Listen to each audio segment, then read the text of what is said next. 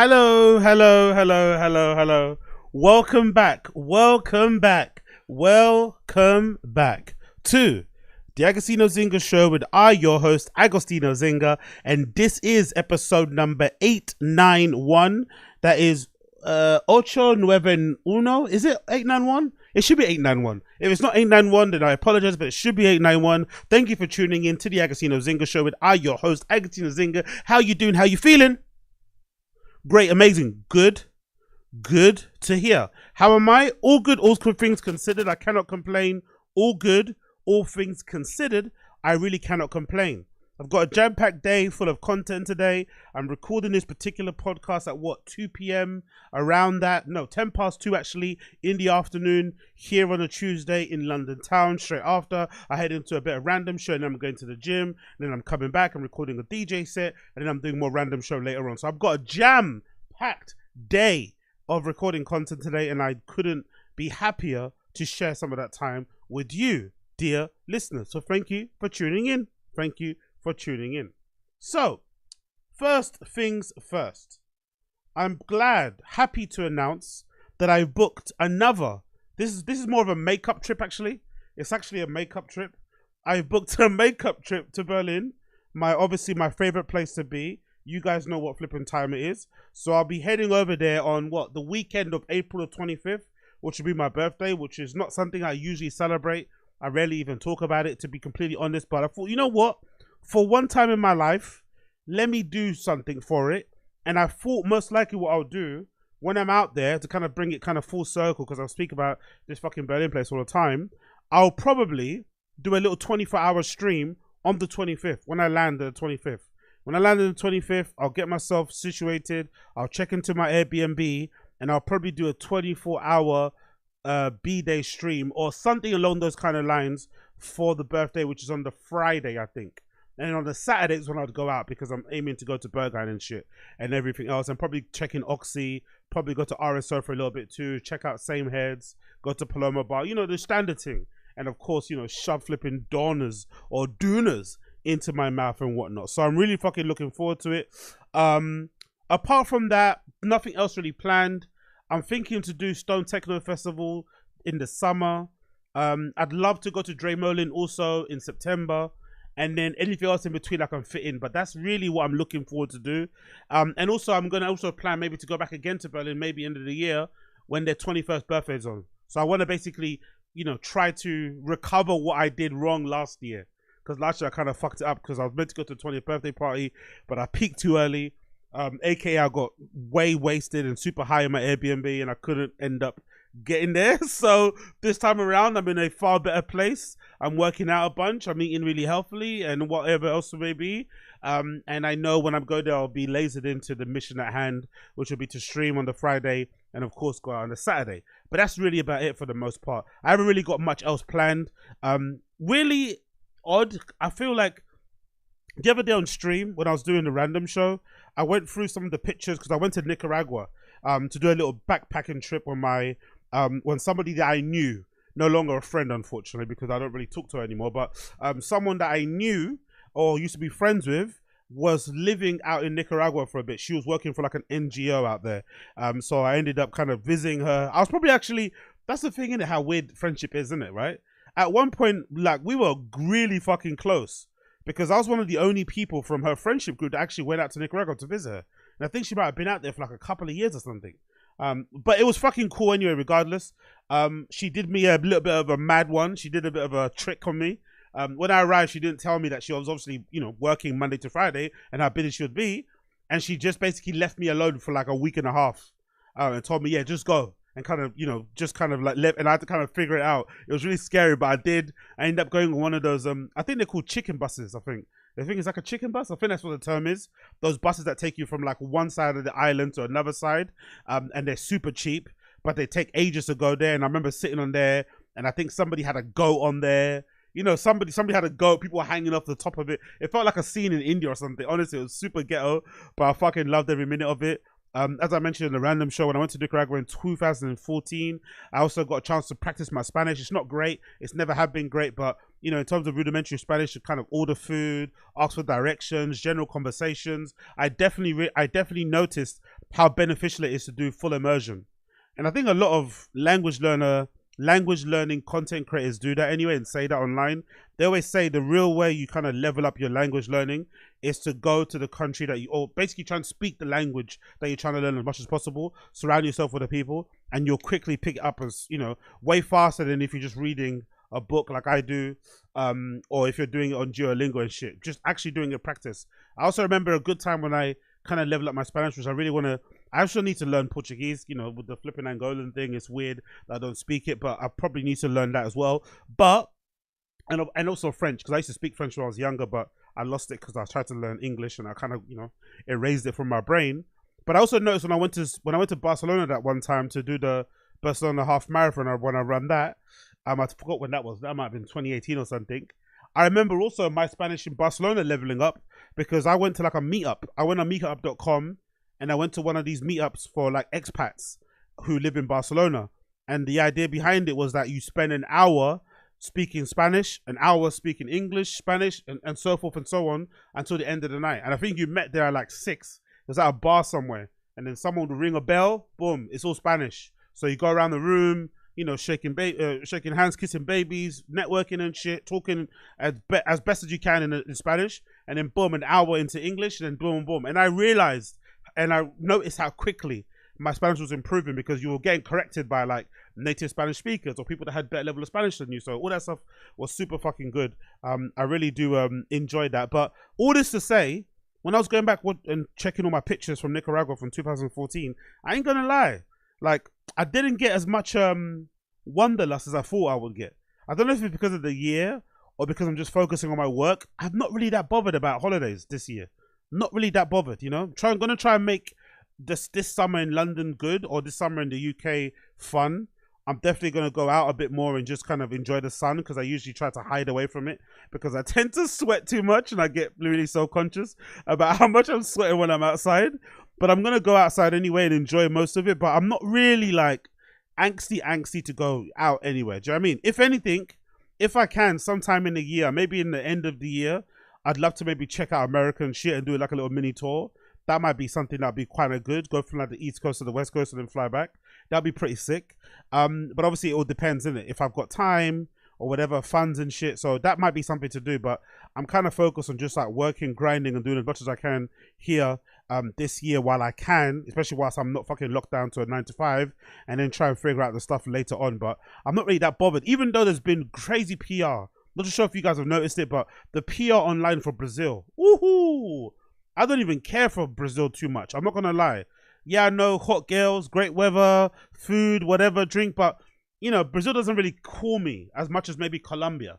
I'd rather go to like a Colombia. I'd rather go to like a Peru, Chile, Guatemala, Puerto Rico. I'd rather go to those places before Brazil. I'm not really that bothered about Brazil. And if I did go to Brazil, I wouldn't go to Rio. I'd go to Sao Paulo and all these type of places. But I'm not going to lie. The propaganda, the PR for Brazil this year, especially with Carnival, I've noticed it, and it's been fucking top class. It's been A1. There's this one particular content creator. He's like a YouTuber. I forgot his name. He's like a German. I think he's German, maybe. White guy, blonde hair. He went out there for the Carnival, and he recorded himself. Woo! That shit looked fun. And it wasn't like, he wasn't doing like the passport bro thing, only talking to tens, you know, trying to, you know, whatever. He was just talking to everybody, like everybody in the street. And it was fucking incredible. Number one, I didn't know about Brazil how many fucking gay guys are there. Like, and the only reason why I mention it is because they bring the vibes. If you go to any type of carnival, any type of open air thing, the ones who bring the vibes are the fucking gay and queer folk. Let's be real. They're the ones that bring the vibes. So I was surprised of how, like, you know, but it makes sense with it being Brazil, how queer LGBTQ friendly it was. Because I just assumed, I don't know why, I assumed Brazilian people were kind of like, you know, a little bit homophobic in some ways, a little bit, you know, like kind of toxic, maybe in the same way that maybe places like Africa are, but I guess not. And obviously the amount of girls in the vlogs was credible. But the thing that really fucking shocked me, when I saw that vlog of that guy in Brazil, the street vendors, the people that sell the drinks on the street, they take card. They have like little Izettle chip and pin machines. So you don't even need to take any money out with you. Because those type of places, you have to always watch your P's and Q's. If you have money, you have to put it in your boxers or wear it around your chest, under your shirt. You would just be conscious that you don't get pickpocketed. But if you could just do chip and pin, that makes it so easier. Do you know what I mean? You still got to keep your eyes, keep your wits about you. But if you can just do chip and pin from like a lady's set, and oh my God, some of the clips I was seeing, that there's no such thing as fucking, shot glasses. She's pouring that. That's free pour. The people on the street are giving you drinks, free pour. They're making caparainas, whatever they're called. Free pour, bro. Heavy, heavy liquor content. Like, you're going to get licked with the sun as well. The beach look fucking beautiful. Honestly, I'm not even that big on Brazil like that. But the PR this year, if you've been out to Brazil, I'm jealous of you. I applaud you. I pat you on the back because, god damn it, man. It looked fun this year. It looked fucking fun. But, again, apart from that, I'm not really that, whatever when it comes to fucking going away. But obviously I'm going to Berlin, soon in a month or so. And I just saw this post on the Berlin subreddit actually before I started to press record. And it made me freaking laugh. So I thought I'd share it with you because this is so accurate. Big up this person on the Berlin subreddit. The title is, "Why There's Always a Shock When I Come Back from Other Countries to Berlin." Every time I leave Berlin, even if it's just for a short time, or for a short trip, to Poland, which is only 2 hours away, I feel a huge difference the moment I return. The first thing that hits me is the trash in the streets and just the general roughness of how things look. The smell, the way people dress, how no one really smiles. It's such a contrast. Customer service is another thing. In Poland, I walk into a shop and people are actually friendly and helpful. Here, it feels like I'm bothering the staff just by existing. Even small things like how stores and cafes are set up. Elsewhere, they feel cozy and well-designed, while in Berlin, a lot of spaces just look kind of trashy. I know Berlin has a charm, but sometimes I wonder why differences are so extreme, especially considering how close these cities are. Does anyone else feel that when they come back? And I have to be honest, that's the major thing that I would say for people who want to go out there. Like, unless you really love roughness, unless you really love techno, unless you really love doner kebabs, unless you really love unprotected sex, I think you should probably give Berlin a miss. It's not the greatest city. It's not very beautiful. It's not very aesthetically pleasing. And it's kind of wild because I always wonder, like, how do people that live there handle it? Do you just have to live in like Prince Lauerberg or move to like a wedding or something or somewhere else to avoid it? Because sometimes you'll be like, sometimes if it's me and I go there, if I'm in an Airbnb, I'll probably get some, some breakfast stuff so I can eat. So I'll go to, I'll go to like a river or whatever to buy some eggs. And depending on where you're at, you could just be walking to a river to go buy some eggs and some bread. And you might just see a guy on the doorway of your fucking building where your Airbnb is. You're walking out like I did. And the Airbnb that I was staying in had like, it was on like a street, but it had like a gate that went into a side street that went into another door. So it's kind of hard to get into it. When I was walking down to go open the door that opens into the alleyway to go into the street, at the door where my Airbnb apartment building was, there was a guy on the floor injecting heroin into his fucking toes. Because I guess that was the last vein left. He was injecting heroin there. And I think it might have been like, maybe I woke up after a night out. It might have been max 10 a.m. in the morning. Me on my way to go buy some breads and egg. I was thinking, God almighty, how do people that live here handle this? How are you just okay to just see a junkie just on your door, just like shooting up? And then don't get me started on the graffiti. Like, I come from a quote-unquote graffiti background, right? I used to get up. But the graffiti in Berlin is so over the top because they get up everywhere. There is no line. There is no like, oh, we're not going to get up on people's homes. We're not going to do it on people's businesses. We're going to leave the churches alone, government buildings. Nah, they do it everywhere. So it makes the whole place look so rough and whatever else it may be. And I've always wondered why they don't try to clean it up. Why they don't try to make it look a little bit prettier. Why they don't take away the trash. Why there's not a lot of like street cleaners in general. Everything is just very grimy looking. Very, very, very grimy looking. And I think after you've kind of enjoyed your drug-filled, rave-filled weekend, or you've got that out of your system, maybe it's an age thing too. It's quite easy to get over it. I'm not gonna lie, especially now that I've been to Amsterdam. and I've kind of been interested in that scene, and I want to go back there, hopefully for an Erster Communio or something in the future. But now that I've seen other cities that have the same type of level of raving and quality and attention to detail when it comes to clubbing, I'm like, you know what? Maybe always going there isn't the best thing. I know it's great. Things are open really late. Bergheim's there. All this fucking good stuff. Wank, wank, wank, wank, wank. But it's so ugly. It is such a quintessentially ugly city. The only thing that really saves it is, number one, in my opinion, obviously the clubs. But I think it also has one of the greatest restaurant scenes out there. Such good food. The food is fucking incredible. Especially the fucking Turkish food. It's out of this world, right? Because we don't really get... We have a lot of Turkish food here in the UK or in London specifically. But our level of Turkish isn't what they have out there, right? They just cook a different level out there. The range is fucking really high. The only thing I don't really rate in Berlin, which is something as a weird thing to compare, there's not a lot of good fried chicken shops. I don't think so. Fried chicken is a little bit, you know, it's a bit of a madness over there, in my humble opinion. But also going out to fucking Berlin to enjoy fried chicken is the most niggery thing I could ever do. You know, granted, right? That's but I just thought I'd mention it regardless. But big up that city, Stilos. Also, can we big up Wings of Redemption, please? Can we please big up Wings of Redemption? Why do I say that? Because Wings of Redemption has gone viral because 2 days ago he got into a fight live on air during Local Live during their Fat Camp thing, and I have to be honest, right? This whole drama is just entertaining to the core. And I don't even care about anybody involved, including Kelly, his wife that he pushed over in the heat of the moment. I don't care. These people are all gutter people, like disgusting bottom of the barrel people. Like you can legitimately look at these people and judge them. You can feel superior to them. But for some reason, because of the power of the internet and because they're locals, because of social media, they are their own form of like celebrity.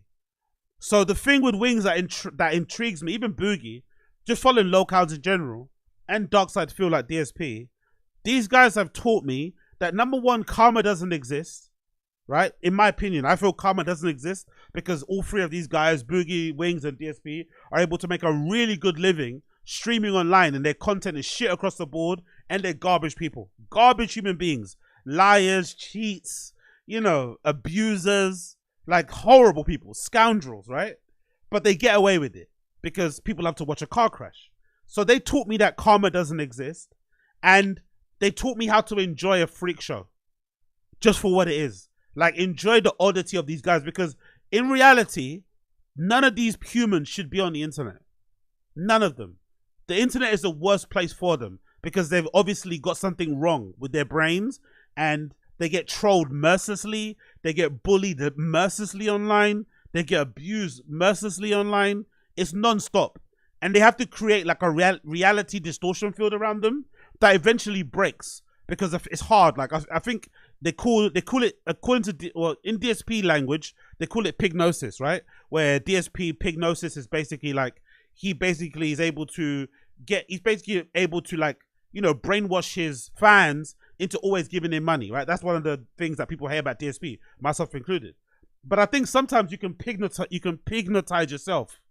And I think these guys have to, in order to be functioning human beings, they have to pignotize themselves because they get so much abuse that if you just accepted it or you listened to it or you didn't pignotize yourself, you'd be fucking curled up in a corner somewhere. So they have to. But the unfortunate side about pignotizing yourself is that you eventually have a psychic break. Like something happens, you can't, you know, because your reality doesn't match up with what you're trying to tell yourself in your brain. So eventually it's going to break. And I think that's what we're seeing here. We're seeing Wings' reality breaking around him. But I also think this has been a constant ongoing thing because I'll watch Local Live here and there. It's a little bit depressing for sometimes, but I watch it here and there. But one thing that's been a running theme, I feel like, has been Wings' aversion to Keemstar's sort of love for manufacturing drama. Because I guess he comes from that particular YouTube era where like doing fake pranks, manufacturing drama, putting a bit of spice on the rice on certain bits of conflict for the views, for whatever, is part of the game. And he loves it. He's just going to ride that fucking train until the wheels come off because it's made him a fucking millionaire. But Wings hates it. But there's also another part in it, in that for whatever reason, Wings, like most locals, has a really outsized ego. They all have this. I don't know why. Especially Wings, Boogie, and DSP. They all beg on the internet for a living. Especially in DSP's case. He begs and for tips on the internet to take his wife out for dinner. I feel like, or to buy groceries. That's the most like unmanly thing you could ever do. There is no way any man should be proud about begging people online for money to buy groceries or to take their wife out for dinner. But these guys do it on a daily basis. But they still have an ego of somebody very accomplished, somebody that has given something back to society, someone that creates great content. So their ego doesn't match what they do. It's really strange. So all that to say, I feel like this issue happened, or this fight happened, because number one, Wings has always hated Keemstar creating drama. And I also think Wings has always kind of seen himself as like, if not on the same level as Keemstar, above Keemstar. So the fact that Keemstar always reminds him that he's his boss and kind of suns him doesn't work one, and has always chipped away at Wings' ego. And Wings' ego is crazy. Even though he looks the way he does, he's like 600 pounds. He's got horrible posture. He's balding. He's graying, and he's only like, what? I think he's in his mid-30s or something, but he looks like he's 50, right? Like, he's super dumb as well, bless him, because he didn't graduate even high school. But he has this really outsized ego. So when he gets constantly reminded by Keemstar that he's less than, useless, lower, I'm the boss, I'm gonna fire you, I'm gonna fire you, I'm gonna fire you. The people on the online trolling him, calling him useless. It's, him trying to convince himself that he's not useless. It's no surprise that he broke, and this is what happened. This fight is fucking incredible. Calling it a lie. You know, it's a fucking lie. You're even calling it a lie. What part of it is not a fucking lie? You're calling it a fucking what lie. What part of it's not a fucking lie? Tell me which part of it. It's not a Look lie. right there. It's a setup. That's not a setup. And it's a fucking lie. And why are you getting loud in my face? Because I fucking can. Because I fucking can. And he can too. He smushed him in the face. He scratched his neck. And he exposed a very rare fucking Keemstar baldy. We don't really see it too often. And I'm actually surprised, because Keemstar's clearly very self-conscious about his hair and his head. I'm actually surprised he hasn't gone to Turkey. I'm not gonna lie. I'm kind of surprised Keemstar hasn't gone to Turkey to go get his hair done or something, but he exposed the head, he scratched fucking Keemstar on his neck and drew blood. So in my personal opinion, he won the fight. You better stop. You better stop, right? And obviously he gets pulled away. But then the second part of the beef is the best, because he's still mad. He's still fucking furious, and he's hearing Keemstar talking in the background. So he grabs what people thought at first was a gun case, like a little case holder for a Glock. That's what people thought it was, but luckily it wasn't. It was a box to hold the clippers, the WOW brand of clippers, WAHL. People thought it was a gun box, which would have been fucking crazy. But he wanted to get that box and bang Keemstar over the head. He was so fucking furious. This is the best part of the thing, because this also includes him pushing Kelly. And push. Hey,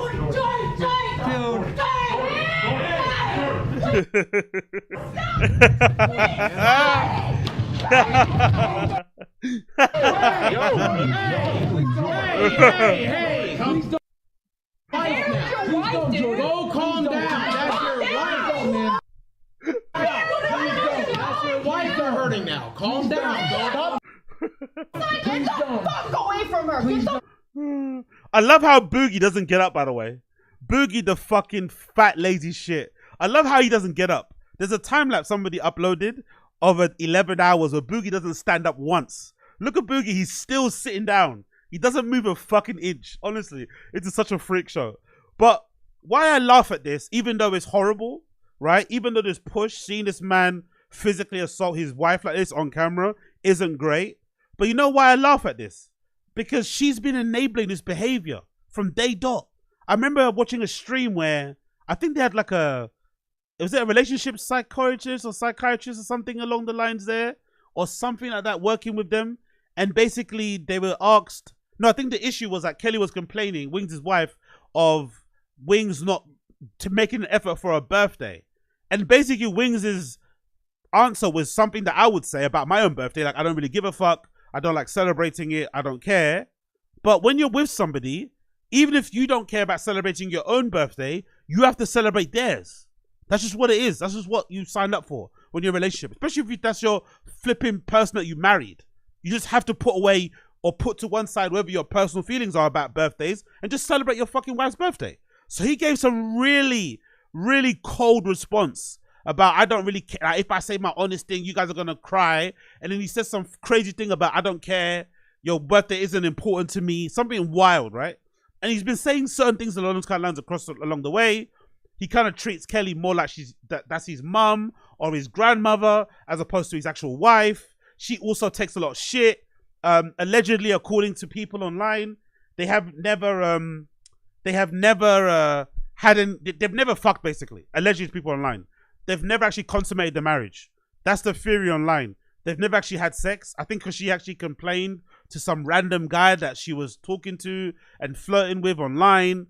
That allegedly her and Wings have never consummated the marriage because Wings is always playing fucking Dark Souls and allegedly he can't get it up or something, right? So, like, this woman is like in a marriage with somebody who I don't think loves her as a wife, maybe loves her as a mother and a guardian, and also doesn't give her any type of romantic love and, you know, sex, whatever, is a big part of a relationship. Nothing of that comes along. And he also talks kind of badly about her. So it's no surprise to see this. And the other thing that's really upsetting, I guess, about this isn't just the push for me. The worst thing about this is not the push because in a weird, like, toxic, angry way, I could maybe excuse or, you know, the push in the heat of the moment, right? You're really angry with a person. Your wife is trying to hold you back, but you want to get to that person and knock their head off their shoulders. You're fucking furious. I can understand where you could see red and just push anybody that comes in your way, including your wife. But in most regular guys, decent guys' life, if that happened, immediately if you saw your wife on the floor or you heard her scream, you'd immediately snap out of the rage. You'd be like, oh my God, shit, I'm so sorry. You'd go and pick up you try and attend to her. Suddenly, whatever you were angry about doesn't matter anymore. But the most concerning bit about this is that Wings pushes her and kind of looks at her. Like, he's kind of like, he doesn't give a fuck. If anything, he glares at her. He's standing over her. He doesn't once try and offer to help her up or anything. Like, he just glares. And luckily, she falls on the table. I also love how she falls, by the way. She falls like a fucking turtle. Like, she can't get up. She's like laying on her back the whole entire time. And he doesn't offer her assistance once. He just like glares at her, stands over her. Look, he was even looking down at her when he's walking past. He's kind of walking down at her, trying to walk past. He really doesn't give a single fuck. And it takes people around him to say, hey, that's your wife, for him to finally say something. Or for him to finally pause and take a breather. But not once does he ever make an effort to go and like help his wife. I find this utterly amazing. So for me, I think they both deserve each other. And even when she got up as well, another lady came in and was like, don't touch her, you just fucking abused her, and was going off on Wings. And this woman was like hugging him still. He just finished abusing her, basically. A woman steps in to help, and she's hugging the guy still. So I think Kelly deserves whatever she gets. I know that's toxic to say this. I know it's very toxic of me to say, but she's a willing participant. She enables him, and he has been enabled most of his life. That's why he's the way he is. He's never taken accountability or ownership for his behavior, never sought any help or anything else it may be. So they kind of deserve each other, in my personal opinion. But the show itself, I'm not gonna lie, man. I think Keemstar might be a bit exploitative. Shock horror breaking news. I think Keemstar might be a bit of a piece of shit. To put these people on this type of a show, to put them on this type of a platform, on this type of a fat cam thing, knowing how they are, knowing how mercilessly they get bullied, the TTSs live on stream. This is not good, man. This is the most this is like a white version of something that you'd see on fucking Zeus. This is so exploitative. Like, because I didn't before locals, right? I said this before on Random Show before. Before locals, I didn't know that narcissists exist like this. I thought to be a narcissist, you'd have to be like, you know, that Ashton Hall guy, the black guy is running really fast and drinking the water. I thought you'd have to be like built like a brick shit house, super successful, driving a G-Wagon. I didn't know narcissists existed who are like obese neckbeards. I didn't know that was a thing. I didn't know you could be a narcissist and be an obese neckbeard that begs online for tips. But locals have kind of opened my eyes to that fact. And they are sometimes, in my personal opinion, some of the worst people you're ever going to come across, especially people like Darkside Phil. So to get all these people on one platform, on one channel, and basically like let it have it and put cameras in front of them, you know, put drinks in front of them and encourage them or enable and encourage some of their worst behavior. I don't know, man. Keemstar might be a bit of a piece of shit too. Keemstar might be a bit of a piece of shit because of what he does to these people. But Wings have to take full accountability, so it is what it is. I need to see how it plays out. So far, Wings hasn't gone online, which is very surprising. He's usually quick to jump on his own stream, but he hasn't gone online in 2 days. He's taken a breather, so clearly he's going to go get some help, I'd imagine. Maybe because the trolling is going to be immense when he comes back. But it's a good thing he didn't go back straight on stream after he left Local Live, because he got suspended and shit without pay. Most likely Keem will bring him back again for the fucking story and shit. It's not gonna be a permanent fucking suspension, but absolutely incredible. I recommend you check it out. It's garbage TV, but I think it's better than any reality TV you're gonna watch online. It's probably even better than that one with fucking Montoya, that fucking Spanish show where they're all fucking each other. This is the level of reality TV, because these people are some of the worst humans you've ever seen. But you can't take your eyes off of it because these people are undeniably garbage and they love to fucking show you. So I recommend you check out Local Live on YouTube. Please check it out. Please check it out. Moving on. England beat Latvia. England beat Latvia 3-0. 3-0 in the World Cup qualifier. I'm not going to take too much away from the game. It's Latvia, by the way. You know, we should be beating Latvia. They weren't really great opposition quality-wise. We probably could have got a few more goals. Probably should have scored a few more goals. But there's some standout performances I need to mention. The number one standout performance that needs to be mentioned is that fucking Loewe Skelly kid. Woo! Loewe Skelly. That's a baller, bro. He's 18 years old. And if I'm not mistaken, in this particular game, I felt like he played centre midfield. I felt like we played like a 3-2-3-1-1 formation. So he kind of sat just in front of the centre-backs. And he was incredible. Allegedly, I've read online that he originally started off as a midfielder, but now he plays as a left-back for Arsenal under Arteta and stuff. And he's obviously balling out and played very well. He scored in his debut the other day. But he performed like, oh my God. The midfield performance of Loewe Skelly was incredible. He marshaled that entire midfield. Him alongside Declan Rice was a really good combo. Super tenacious. Great on the ball. I love his ability to winning fouls, by the way. Gets his body in front of people. I think the foul that he won was the one that Reece James converted on a free kick, by the way. Reece James free kick, incredible. The celebration even better, by the way. I love a non-celebration. I love when a player scores a fucking worldie of a goal and just like stands there, you know? Mario Balotelli style. Just fucking no expression. And everyone's gooning, everyone's going fucking crazy in the fucking stands, and you're just like standing there, stoic, still. I fucking love that. Maybe Reece James' celebration was a message to somebody, who knows, but I fucking love that. So Loewe Skelly was very impressive. I thought, who else was really good? I thought Rashford was really good, not gonna lie. You know, I'm not the biggest fan of Marcus Rashford, but I thought he played very well. I thought some of his tricks in the first half, loads of feints and whatever else were amazing. The final ball kind of let him down, but in terms of dribbling past his man, he's definitely improved, because something he was running into issues at United, no pun intended, was that he kept running into his man. Every time he tried and dribble to go past a man, he'd always run into them. But I feel like now, maybe with form, he always gets past his man for the first time. He drops his shoulder, fakes the cross, fakes the shoot, and he was doing fucking really, he was really impressive in that game. I did enjoy Jared Bowen's performance also, but I'm a big fan of Jared Bowen at West Ham. I think he's a very underrated Premier League football player. I think he probably deserves to maybe play for a level just above West Ham, but I think he's incredible, especially with his versatility to play along the whole front line for the most part. And then of course, Eze, just call him Eze because I can't pronounce his first name. But Eze was incredible too second half when he came on. Eze, he usually plays on the wings. I guess he's more of a winger. But I personally prefer him to play as a number 10. I prefer him as a number 10 personally. But I also understand why people play him on the wings, managers. Because God almighty, I don't think there's a more aesthetically pleasing player running on the ball than Eze. Like, he's incredible. He looks like he's floating. His running style, his gait, The way he fucking drops his shoulders for such a big lad, he moves so nimbly and smoothly. I love how he can able to change direction at such pace with really good control on the ball. If anything, his goal, Eze scored towards the end of the game to make it 3-0. I feel like he should score more of those goals more often. He has the ability to do so. He doesn't score enough goals for me. He doesn't impact games enough for me despite his obvious quality. Like, Eze is incredible. He can play on the left. He can obviously play in the middle. I think there's even a future for him if he wants later in his career to play up front. I think he could definitely do it. But I think we need to see more of him playing with that intent and be able to take on his man.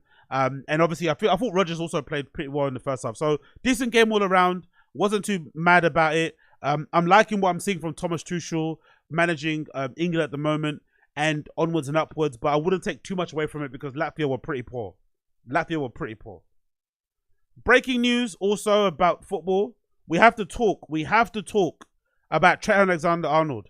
Trent Alexander-Arnold, Liverpool fullback, it's now been breaking news that he's in talks with Real Madrid. This has been on the cards for a while. I think they reported last year, but I guess now because his contract is winding down and he's not signing any contract renewal or extension, he's definitely got to go to Real Madrid. Now, I think this makes sense because I think most players, most professional football players, even if you're a born and bred Liverpool fan like Trent Alexander-Arnold, he came from an academy, whatever it may be, it's very hard to resist two clubs in the world, Barcelona and Real Madrid. I think those two clubs, for any fan of football, for any kid, for any player, doesn't matter where you live, where you play, it's almost impossible to turn down the call of Barcelona and Real Madrid. There was a time when Man United were also involved in that category, but not anymore. Even maybe Bayern Munich, but I think the two clubs that people cannot turn down or will have a hard time turning down, even if they play for their boyhood club, is Barca and Real Madrid. So when Real Madrid came calling, I'm not surprised Trent Alexander left or wants to leave now. The only confusing part about it for me is how Liverpool allowed his contract to go down to a year. Because now he's going to go on a free. So it's a pretty bad indictment on the Liverpool board that they let it go to this length or to this stage and then he's going to leave on a free. Especially considering how much they invested in him. Especially considering how much he won at the club. They should have got something back from it. But they're going to get zero in terms of a transfer fee, which is really kind of obscene when you think about the quality of Trent Alexander-Arnold. But I get why he's going. I think Trent Alexander-Arnold gets a lot of criticism here in the UK for his inability to be a real high-level fullback. I think his defending kind of lets him down. Obviously, a lot of people have said he could play midfield with malarkey, but I think he could probably get away with his defensive deficiencies in Spain. But he won't be able to get away with them, obviously, in the UK. That's why he gets kind of, shown up a lot. But I think he could get away with not being the best defender, but being a great attacking kind of right back, fullback in Spain. He could definitely do that. And I could also see him transitioning and evolving into being somebody that plays centrally. I could also see that being the case. But for his profile, for his experience, he'll probably end up leveling up as well as a player in terms of learning new skills. I'm really kind of excited to see what he's going to do when he goes out there. I'm not going to lie. Because I think it's a really good move for him, especially at this stage of his career. And I think he's going to fucking kill it, especially in La Liga, personally for me. But I can understand why he's going. So this is coach of Sky News. It says Liverpool defender keen to join Real Madrid as talks progress. Real Madrid are progressing in talks over the signing of Liverpool defender Trent Alexander-Arnold. With Alexander-Arnold's current deal at Anfield due to expire this summer, the defender has turned down the opportunity to lengthen and improve contract to stay in the Northwest and made it clear that he wants to leave. So I'm not too sure if they offered him a contract now that he's on his last year, or did they offer it to him before and he turned it down? I'm not too sure, but I guess it's probably the latter. If Real Madrid can land the Reds vice captain, it would end a 21-year association with the boyhood club for whom he's set to make his 350th appearance against Everton on April 2nd. Sky Sports News has been told that while there's optimism on both sides, much of it is still to be sorted, and there's no guarantee he'll be a Real Madrid player next season. The Spanish Giants have been long-term admirers of Trent Alexander-Arnold and have been working on the package to tempt him for almost 2 years. If Alexander-Arnold moves to Spain capital, he'll become the second England international at Real Madrid alongside Jude Bellingham. Under the current transfer rules, Real and any other overseas club who wishes to approach him have been free to negotiate openly with Trent Alexander-Arnold since January, because he's in his last year, I'm assuming. So pretty wild. While a potential buyer is obliged to keep Liverpool informed and tell them an agreement has been reached, Real Madrid have not done so yet, but he is the club's primary first target, and it is clear his preference is to join Carlo Ancelotti's squad. Yeah, I think he's going to kill it, personally. I personally think he's going to kill it. Can't wait to see him over there at Real Madrid. I can't wait to see him over there at Real Madrid. Moving on. Big up Blood Clot Parenza Schuler. Big up Parenza Schuler, right? So I'm sure some of you guys know that Parenza Schuler, the guys behind the brand, have left Parenza Schuler in order for Pastures New and have now joined the illustrious, where is it? What's the fucking article? They've now joined Loewe. I've spoken about it previously regarding JW Anderson leaving Loewe and stepping down, and I guess focusing more on his own brand, and potentially the news hasn't been confirmed that he's going over to Christian Dior. But this is news that kind of, shocked the airwaves because it's been finally confirmed that these guys have left Parenza Schuler in order to go to Loewe. Now, I think they're a good fit, the creative directors of Parenza Schuler. I think they're a really, really good fit for it, especially when you see some of the collections that I've been checking out of Parenza Schuler from the past. And something that kind of stuck out to me when I was checking out the collections of Parenza Schuler when, before these guys, obviously news was announced, I checked the collections, right? You know what I realized?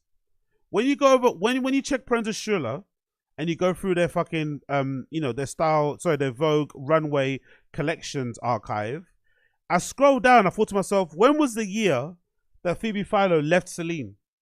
Because I felt like whenever Phoebe Philo left Celine is when a lot of brands decided to fill that void. And one of them was Parenza Schuler. They decided to fill that void by kind of appeasing and kind of speaking and designing for that woman. And then I remember that Phoebe Philo left Celine around what? 2016, 2017? Which I think corresponds a lot to when, if you scroll down here, you'll start to notice that Parenza Schuler, some of these collections here, they're only 2 in, but they become a lot more kitsch. They become a little bit more avant-garde. They become a little bit more designery, a little bit more chic, a little bit more like cool looking from like 2016 onwards. From pre-2016, like even just looking at the first images on the thumbnail of the collections, Result 2017, this look here exactly could be taken from a fucking Celine lookbook. If you look at it, even the model herself looks like somebody that would have fucking modeled for Phoebe Philo Celine back in the day. The thumbnail for Fall 27 ready to wear could be taken from Celine. And then same with pre-Fall 2017. And the same goes for 2018. So it obviously, I feel like I only mentioned that to say, because I feel like if you're going to go over to Loewe, probably the easiest thing to do is maybe to go get somebody who designs maybe in that original Celine, Phoebe Philo kind of way, because that kind of feels similar to what JW Anderson was doing at Loewe. So maybe that was the reason why they got the Parenza Schuler guys in, because aesthetically they are a bit more similar to what JW Anderson is doing. Obviously not the same, because I think JW Anderson is a little bit more whimsical, adventure-y, dreamy, it's a little bit more lofty, whatever it may be. But I do think they have similarities between what they do, and I think it'll be actually a great fit. It might be a little bit samey in terms. It might not be as adventurous or as risk taking as what JW Anderson was doing at Loewe, but it definitely won't miss a beat. I don't think it will, because I think aesthetically they kind of look very, very similar. Anyway, let's go to the article and see what these guys were saying about their appointment. And I also love the fact that the name Parenza Schuler as well is taken from their mother's maiden names. The 2 guys who are creative directors of this brand. I thought it was a really cool way to kind of pay homage to your lineage and also, have a really cool, iconic sort of sounding name for the brand. But anyway, let's continue. The article says here, we've of course followed Loewe for a long time and have the deepest respect for what has been built over the past decade. It's truly incredible. Did they even mention his name? They didn't even mention his name, did they? They just say what's been built. Who built it though? Who built it? Jack McCollough and Lazaro Hernandez shared with Vogue Business on Sunday evening. A few hours later on Monday morning, the founders and former creative directors of Parenza Schuler will be appointed creative directors of LVMH Spanish fashion house. Their nomination, which is effective on 7th of April, comes exactly a week after Loewe confirmed the departure of longtime creative director Jonathan Anderson. The house's values have always spoken to us and align very closely to our own. A commitment to craft and the arts, the freedom and the love of the expression and the pushing of boundaries, and of course, a deep engagement with culture.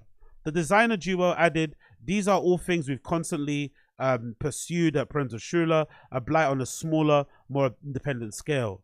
The goal is to honor the codes of the house through the lens of our own cultural histories and personal aesthetic perspectives. The role of the creative director today, in our view, is to highlight the brand's core identity in a new way and make it resonate with the current moment. Yeah, they sound like they know what they're talking about.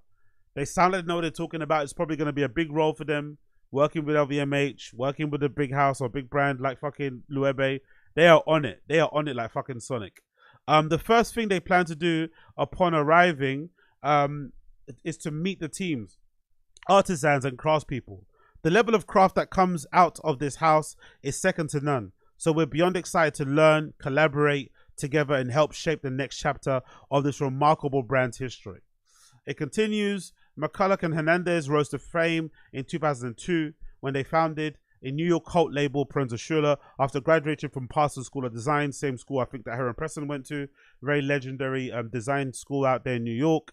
Known for its cool girl New York spirit, the label became a New York Fashion Week mainstay over the last 2 decades, save for a short-lived stint in Paris for season 18 and autumn-winter 18. McCollough and Hernandez announced their departure from Prensa Schüler in January, but will remain on the board and continue to be shareholders. Nice. Double salaries. They're getting paid by fucking LVMH and getting paid by Prensa Schüler still. You love to see it. And when they eventually sell the brand, they'll also get a cut from it. You love to see that. Love to hear it. I'm not going to lie. A part of me, maybe because I miss fucking, what's his fucking name? Karl Lagerfeld. But a part of me wishes more of these designers could design for different brands or for different houses at the same time. I miss that, honestly. I miss the fucking slash. I miss the hyphens, you know? I miss the commas next to designers' names. You know, names, you know, you design for your namesake, design for another house. Nowadays, everybody's like prioritizing mental health, prioritizing focus, quality over quantity. But I'd love to see somebody step out there and be like, yeah, I designed my fucking streetwear brand. I've got my diffusion line. I do ready to wear. I've got an active wear brand. Like, I want someone to do that on the high level. Like, but people don't do that anymore, which makes sense. The new director is yet to be announced. When we stepped down from Prensa Schüler earlier this year, we spoke about the importance of having multiple and diverse chapters in our life and keeping things interesting and moving forward. I like that, by the way. I like that. When Loewe called, we knew it was a challenge we wanted to take on. We've known Delphine Arnaud, chairman and CEO of Christian Dior Couture, and Sydney Toledo, advisor of LVMH, for 4 years and have stayed in touch. We have immense admiration and respect for everything they've built. By the way, another note for people out there who want to work in fashion, who want to work in a creative field, another note of how important it is to network, how important it is to keep, you know, certain people within your fucking Rolodex or your friendship group, because you never know when it might come around. You never know when it might come back around. So allegedly they were keeping, you know, they were keeping friendly with people that worked at LVMH, which is obviously, you know, within your best interest if you're a designer. But when it came time to make that call, they made that call because they know these people intimately, they know them personally, and they fucking respect their work. But it's also good to know people. It's also good to know people because sometimes you can get, you know, you get the one over your fucking competition because you have that personal relationship with people. So I fucking love that. In the house's release on Monday, Tolindano quoted saying that McCollough and Hernandez' eclectic creativity and dedication to craft make them a natural choice to build their next chapter of Loewe. They have big shoes to fill. During his 11-year run, Jonathan Anderson took Loewe from a small luxury brand that few knew how to pronounce to one of the busiest labels in fashion. Exactly. I only knew of Loewe because I have a lot of, like, you know, Spanish-speaking people around me and shit. And I knew that because of some of the bags. A lot of their mums and fathers back in the day, grandparents, you know, Loewe bag was like very highly coveted and prized over there in Spain. That's the only reason why I knew the brand. The only reason. And I knew people that worked at the store back in the day. But it needs to be said that Jonathan Anderson put Loewe on the map. Yes, they've always been around. Luxury goods, leather goods, we get it. But in terms of a modern era, in terms of contemporary wise, Jonathan Anderson's the one that put Loewe on the map. So they have immense shoes to fill, like the biggest shoes. It's going to be a hard fucking challenge. But I think considering what they've done prior to Prensa Schüler, I think they're going to fucking take to it like a duck to water, but it's not going to be easy. He maintained Loewe's focus on craftsmanship, bringing through strong cultural references from canonical literature, music to hyperrealism. Alongside successful products like the puzzle bag, Anderson built a Loewe universe. The brand's marketing is often revered, notably its killer TikTok strategy, memorable campaign starring the likes of Daniel Craig and Maggie Smith, and the megawatt pool of young ambassadors, including Drew Starsky, Ayo Edeberry, and Taylor Russell. Yeah, Taylor Russell in that fucking coat. By the way, I think there was a couple collections with Prensa Schürrle where they made, maybe it was the latest one, where they made a coat that was a similar, that puffy coat that Taylor Russell made famous. I'm pretty sure they made a similar one. I'm pretty sure Prensa Schürrle have made a similar, like, padded puffy bomber jacket thing. So that makes a lot of sense. But yeah, I really want to see them win. I really want to see them do it, but big shoes to fill. And there's obviously Ayo Edeberry wearing something from fucking Loewe at the Golden Globes. Loewe sales went from approximately 230 million euros in 2014, according to Morgan Stanley, to between 1.5 billion and 2 billion in 2024. God almighty, bro. Imagine the bonuses Jonathan Anderson was getting. To take that brand from 230 mil to 1.5 bill is crazy work. According to estimates by Bernstein and analyst Luca Solka, lists ranked Loewe as the top 5 hottest brands each quarter of 2024. And in its 2024 earnings statement, LVMH said Loewe was buoyed by the growing brand's awareness and the bold creativity of its collections. Yeah, I fucking love that, man. I fucking love that. I cannot wait. I cannot wait to see what they do going forward. So big up the Prensa Schürrle guys. Big up the Prensa Schürrle guys. I know they're going to do a good job. I know they are going to do a good job. Continuing on. Hey, yo, I love this interaction. Big up PK Humble. He got into a bit of a back and forth with this girl called Mandi Vakili during an Inside Men kind of thing. I don't know what this thing, I think it's a reality TV show. It's a Sideman Inside 2. I think that's what it is. I'm not too sure. But the clips has been going fucking viral. And this exchange is hilarious because this is the problem sometimes when you argue with people, especially with women, if you're a man. Because sometimes women can say stuff to you that's really out of hand, that's really fucking rude, that's really unnecessary. And in the moment you clap back and say something about them in terms of an observation or whatever, suddenly you are the villain. Suddenly everybody fucking hands go up. Suddenly everybody's gasping. Everybody's kind of telling you to chill out and allow it. And really in this exchange, I don't think Pete Gamble did anything wrong. If anything, he didn't start it, but he definitely finished it. Anyone here feel like one of these three didn't deserve to win? Oh, yeah, 100%. PK, yeah. Talk to me, Mandi. Why? I don't feel like PK deserved to win. Oh, I don't agree, but Why? Yeah, of course, I know he's your boy, but that's my opinion. I don't believe he deserves to win. I feel like he's disingenuous. Jesus Christ. You made it personal. You made it personal. Mandi, it's okay, Mandi. It's cool, man. It's gonna pay the bill tonight. You shouldn't be salty. I'm not salty. You need the money to laser off your postcode off your arm anyway. Ooh. There's no one salty. There's you. That's personal. You can't be mad, man. Keep going. You see the show? If I talk about your bunch BBL, then I'm going talking on a high horse of a square bomb. You can't be talking on a high horse with a square bum. Legendary. You're a wannabe road man. The road didn't pay you, so you're an influencer now, bro. Bro, you're an influencer. I don't like that, by the way. I hate that. Wannabe road. Why are you calling him a wannabe road man? Please, let me know why. Is it because he's black? That smells like racismo to me. That smells like pure and utter racismo to me. Wannabe roadman, PK Humble. Like, what? Why does that even make any sense? Because he's got a gold tooth? Because he speaks in a certain way? Or uses certain slang? That's why he's a wannabe roadman. And also, why is that even an insult? Now that, if I am a wannabe roadman, but I've now done content and I've now become an influencer who's doing pretty well for myself, why would that be an insult? That I've now changed my ways? That I'm a reformed roadman, let's say. It's so weird, and it's also, I feel like, an indication on how uncomfortable she was feeling, or maybe even it's an indication of her attraction and what she kind of likes, because she mentioned the wannabe roadman thing. Because why would you mention that? It's a weird thing to mention. But I love how she started getting personal. She started with the personal attack. She started with the disses. He replies back. with something incredibly funny, and then suddenly the whole room is up in arms. Oh, chill out, man. Don't do that. It's too much. Like, no. She started it. I'm finishing it. I've made You're an money on the road. influencer, bro. I've made money on You're an influencer. influencer, bro. I just made 90 You're not bags bro. on You're an influence. influencer. You're not gang. You're an I'm influencer, gonna bro. come in. Yeah, you wanna come to my fucking BBL? Please shut up. I told you that reunion wasn't a good idea. It's square. Hey, this is why they say, yeah. PK Crossy. Let me not say It's too You soon. won this shit, nigga, be a search. I love the expressions of the girls on the bench as well, by the way. You can't be talking from a high horse with a square BBL. It's fucking incredible. And of course, this girl, like everyone does when they're trying to act unbothered, she went on social media and posted a picture of herself or a clip of herself walking out on some balcony that looks really nice in front of some blue seas, you know, flexing the square BBL.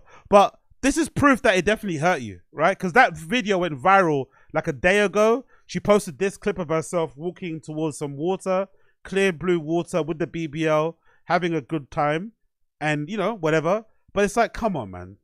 Like, if ever you want to show somebody that you're actually hurt, post these type of clips, you know? These things that where you think you're flexing, where you think you kind of look really good, it actually makes you look bad, you know? It actually makes you look like you're really hurt. So prayers and strength to this girl called Mandi. She's clearly going through it. That comment from PK Humble definitely hurt her to her core. And yeah, she has not recovered. She has not recovered because now we're seeing her bare ass somewhere in a sunny location. She should be really enjoying this. You should be out on that fucking, you know, canopy thing. She should be in that fucking infinity pool. She should be out in that ocean, dipping, having a good time. But instead, she's on social media trying to prove to the internet that she's unbothered when she's clearly bothered.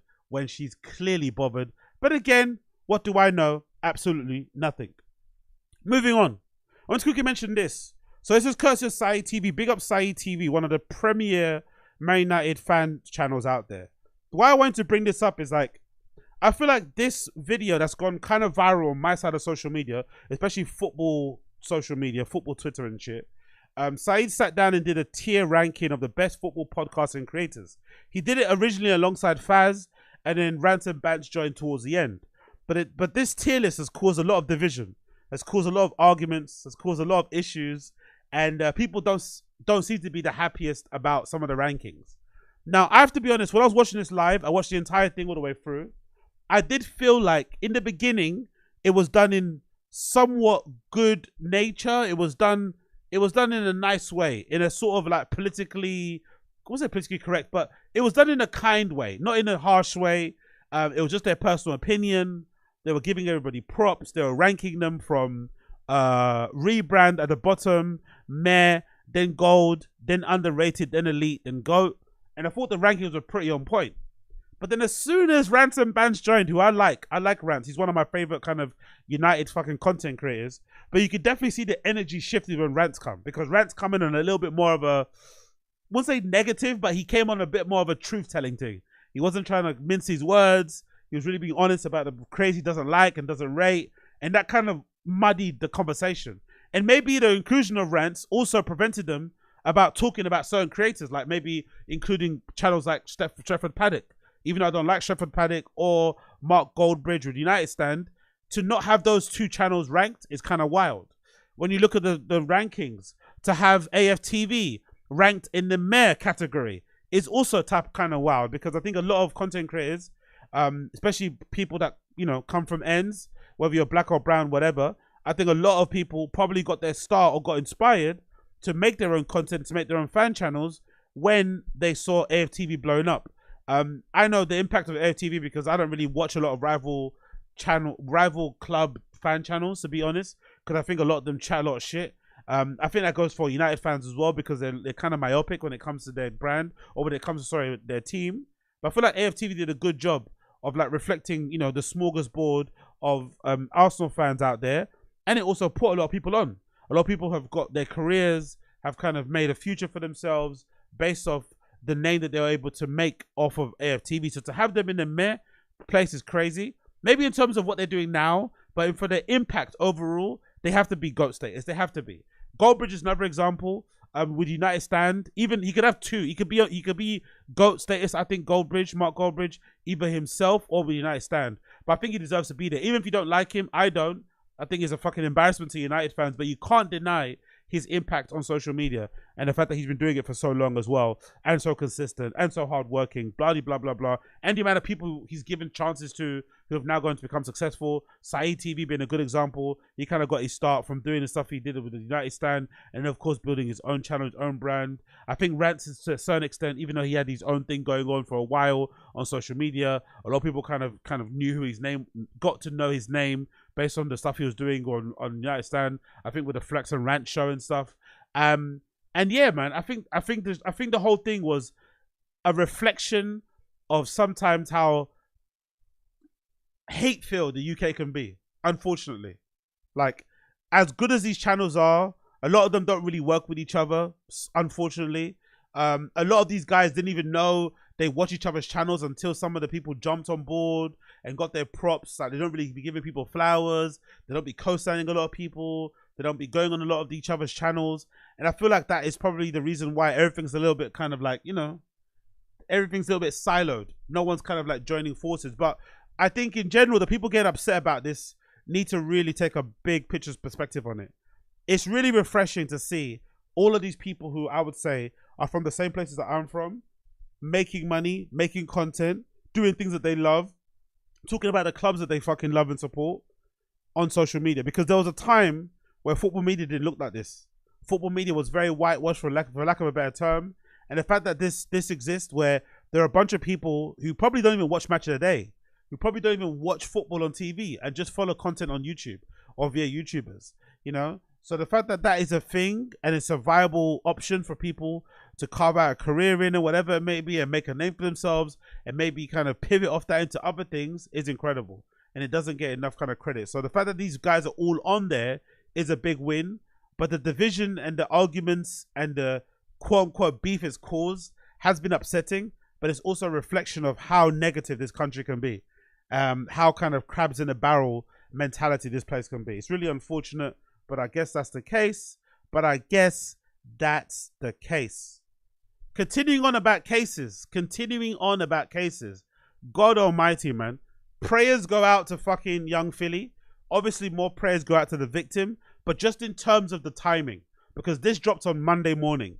So, Monday morning, via Daily Mail, British rapper and YouTube star Young Philly accused of raping a tourist in Megaluf after a hotel gig.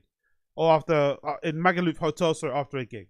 British rapper and YouTube star Young Philly accused of raping a tourist in Megaluf, Spain, hotel after a gig. Now, this isn't the same thing that happened in Australia, because that's Australia. This is another thing. Another rape that he's been accused of. And he got hit with this on a Monday morning. Absolutely wild. Now, I'm not too sure how this is going to work. I'm really not sure how it's going to work.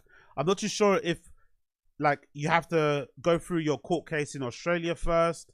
If he gets convicted, what happens? Do they then do the trial? Like, I'm not sure how that works. Like, if you get found guilty in Australia and they put you in prison, but then you've been accused of raping somebody in Megaluf, do they extradite you to stand trial in Spain?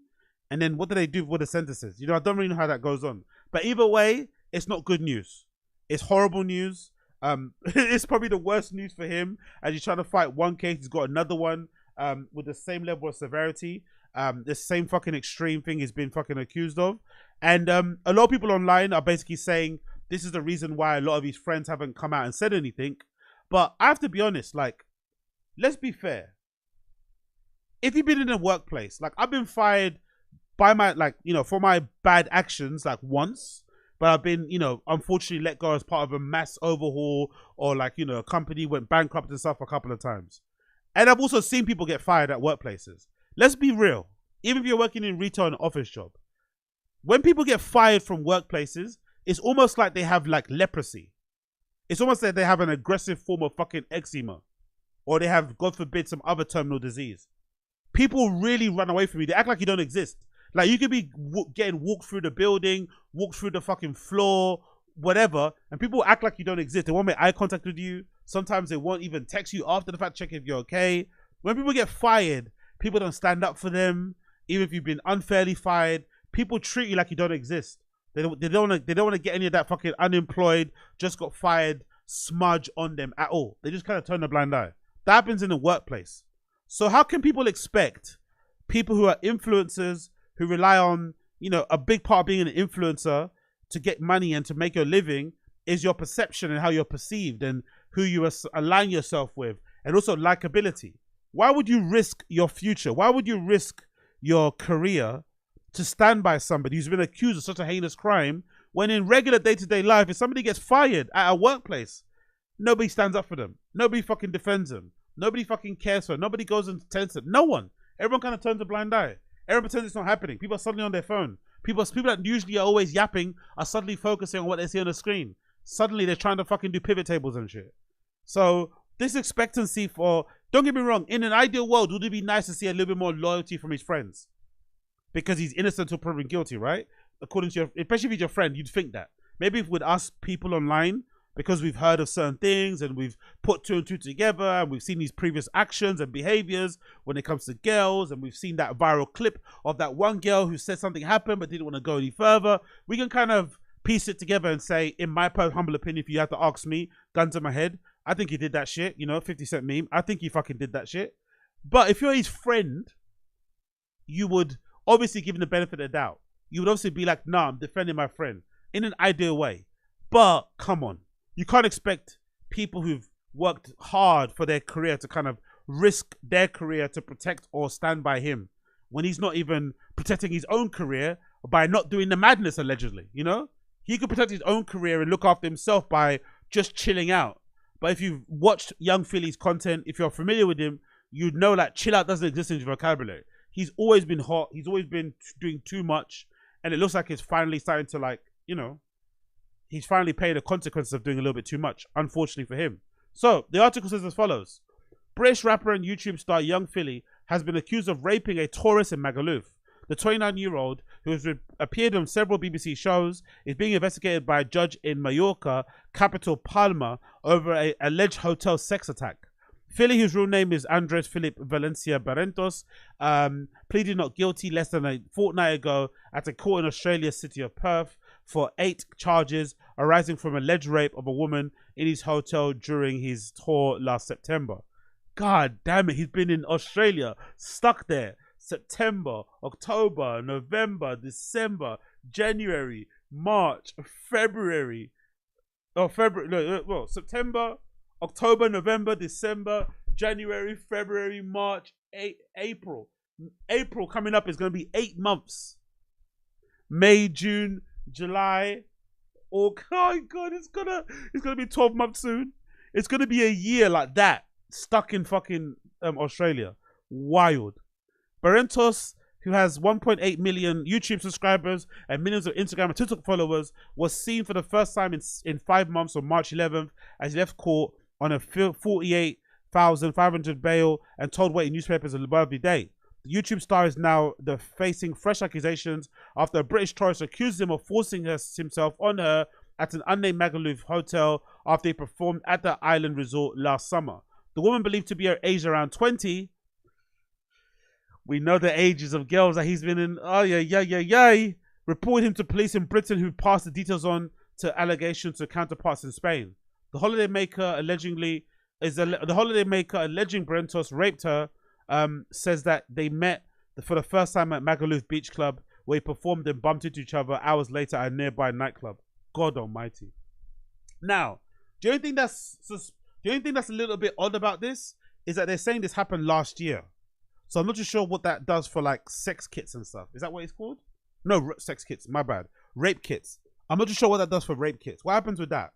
If something happened to you last year, like, are you able to get any evidence? Like, can you even prove it happened? If it's been a year? I'm not too sure, because you know how fucking horrible the rape convictions are, and sometimes how people can get away with this type of stuff if the victim doesn't step up and kind of say nothing or report the crime when it happened, or, you know, is able to kind of get a rape kit done or anything after it happened, because sometimes those things can be hard to sort of like trace back.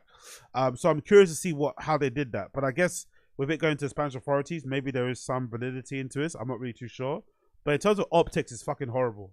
Especially in terms of what he's currently going through. If anybody thought he was innocent or was trying to root him for the whole innocent to proven guilty thing, you know what I mean? Where there's smoke, there's fire, bro. Where there's smoke, there's fucking fire. She also accused the star, who's also featured on Soccer Aid, as well as Great Celebrity Bake Off, of touching her inappropriately at the club. The woman told police the alleged sex attack that happened after she had consensual sex with one of Brento's friends in a hotel room.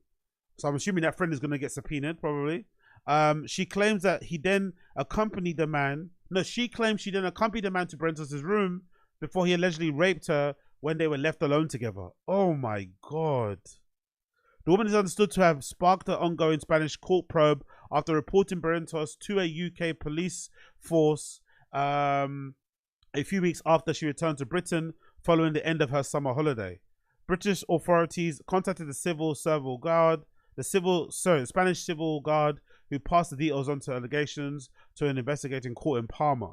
It is not immediately clear today if she's already been questioned by the judge in the following of the ongoing criminal probe. A workplace source said that the magistrates had contacted authorities in Australia through formal channels so they can try to question Barrientos under oath on behalf of Spanish authorities. The Mallorca court probe is being conducted behind closed doors, as is normal in Spain, where only trials are held in public. Fucking hell. That's obviously him one time, and a recent picture of him leaving a court case there. The alleged incident Barrientos faces in trial in Australia took place September 20th last year. Jesus Christ, bro. It gets bad. It gets worse and worse for this guy, isn't it? Fucking crazy. And also, this is the same time when that whole Ballers League is happening. Most likely, if he was free, he'd be taking part in that. Wireless is coming up, so he's in Australia having to watch all these friends do a madness and have a best of times, having mad loads of fun.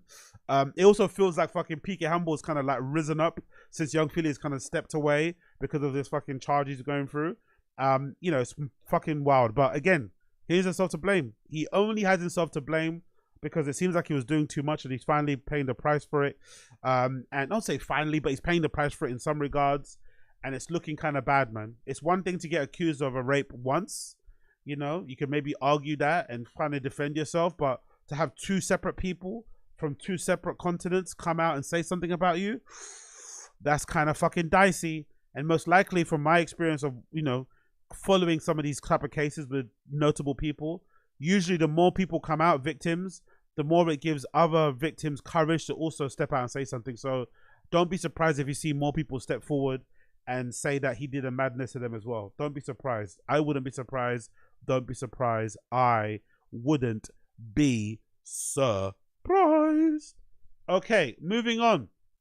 Let's talk about the thumbnail. Big up my G. Big up my GG, my GOAT, my hero, my North Star, Rick Owens. Rick Owens did a really cool cover story interview thing with ID Magazine. ID Magazine, legendary fashion, streetwear cultural magazine in general, that I've been obsessed with since its inception. I think I kind of found out about ID Magazine when I was in Central St. Martin's, I think. That was when I probably kind of got hip to ID, because I think at that time I went to the campus I was in, Tottenham Court Road, when I was studying fucking product design there, and they'd always recommend us to kind of read magazines and shit, and one that they recommend was obviously ID. And I've collected tons of them. I've got loads right now behind me in my collection, tracing back to like, the early 2000s, late 90s and shit. I've got loads of fucking covers, loads of fucking great magazine issues. But I haven't bought some recently in a while, but they always do great features, great interviews with notable people in culture, especially fashion, art, music, all that sort of stuff I'm into. So this is one courtesy of ID Magazine. It says Rick Owens has nothing to hide. And I thought I would share it with you and read some of the interview questions and features that is on here. Courtesy of ID. Written by Steph Yokta and photography by Christina Nagel. It starts off, Rick Owens fetches me from downstairs. Calling through his palatial concrete house, do I have a date? Oh, I do. His voice heightening as he turns a corner to find me in his dining room. It's the zillionth time I've seen him, but with each time, he looks more and more like Rick Owens, the Rick Owens he dreamed himself to be. A plainer face, black hair licking at his middle back, and feet hidden in giant geo baskets, a low-cut tank, and two spikes piercing from his wrist up to his forearm. Becoming the platonic ideal of Rick Owens has been his life work. A billowed, whatever that word is, that stitched together a man who at 63, wow, he's 63 years old, he looks fucking fantastic, is more beautiful than he was at 23, more brilliant at 33, and each passing day becomes smarter, tougher, kinder, and more stringently himself. Over the 6 decades, he's changed A lot of his outside, but on the inside, he's remained a tender-hearted observer, taking in the world and transmuting it into his own sacred language. That's something that he doesn't get enough credit for. He looks a certain way, but whenever people speak about him in person, or whenever I watch interviews of him, he always comes across so spoken, so, you know, gentle, so kind. As well, I remember people mentioning whenever they stopped him or they've seen him out and about in Paris, he's always really eager for a chat, stop and chat, for a picture. Super chill. Same goes for Michel Lamy. So it's always great to see people at that level, because the funny thing is, most likely, in my experience, people below him, the people that kind of hang around with him, like the harem of people that kind of loiter around Rick Owens, are probably full of themselves and pieces of shit. But him himself is a fucking great guy. I've always wondered how that works, right? The guy who designs the clothing is super chill and super nice, but then the people in and around him are the fucking assholes. It's always fucking funny when that shit happens. It continues. When I was young, my mum really liked putting me in short suits with knee socks and combing my hair very. He gestures to the part of his mane, slick over one eye, a tenderness of his voice as he remembers his mother. She was very much proud of her little gentleman. She always said that with her very heavy Mexican accent, which is also a funny thing as well, you know, Rick Owens being half Mexican.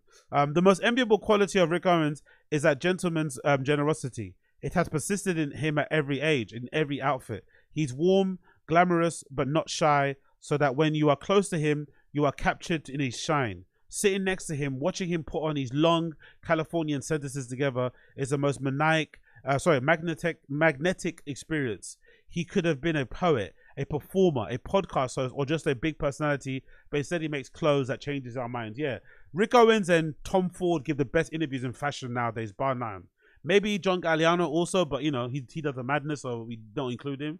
But I think in terms of fashion interviews, no one gives better fashion interviews than Rick Owens and Tom Ford, especially early Tom Ford, when Tom Ford was still at Gucci, when Tom Ford was kind of launching his namesake brand the first couple of seasons. Like, honestly, so inspiring. When Tom Ford went through his directorial debut and did a single man and that whole thing, I loved it, honestly.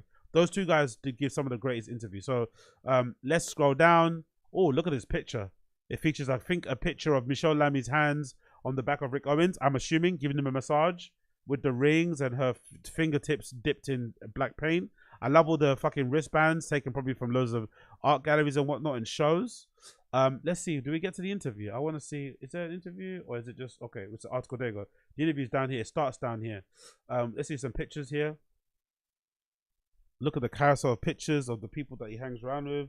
Michel Lamy wearing loads of different creations from the Rick Owens archive.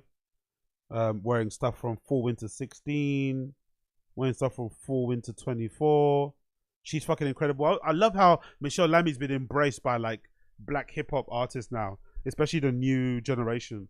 People like JT and stuff are fucking enamored by her. I love how a bunch of blogs, especially hip hop blogs on Instagram, will see her and write articles about her being a witch doctor and part of the Illuminati and shit, and part of like a sacrifice you have to go through if you want to make it. It's fucking hilarious. So I love all that shit. Let's see some more pictures down here too. Pictures of Rick Owens with a model here. Michel Lamy actually wears a dress from Rick Owens strobe for 2022. I love how he just hangs around in his fucking studio topless, by the way. I guess that's a big part of his, he's always been into his physical, you know, his physique in general.